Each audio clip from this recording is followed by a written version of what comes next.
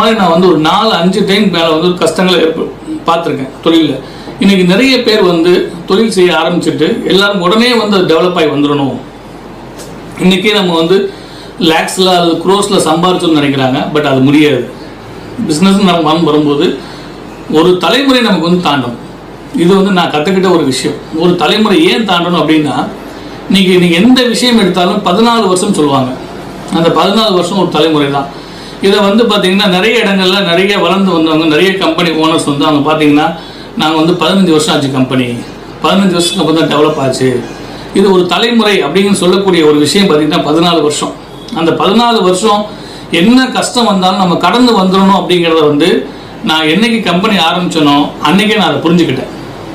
அதனால தான் இது கிடப்பட்ட காலத்தில் பொருளாதார நெருக்கடி வந்து ரொம்ப மோசமான ஒரு பொருளாதார நெருக்கடி வந்தது.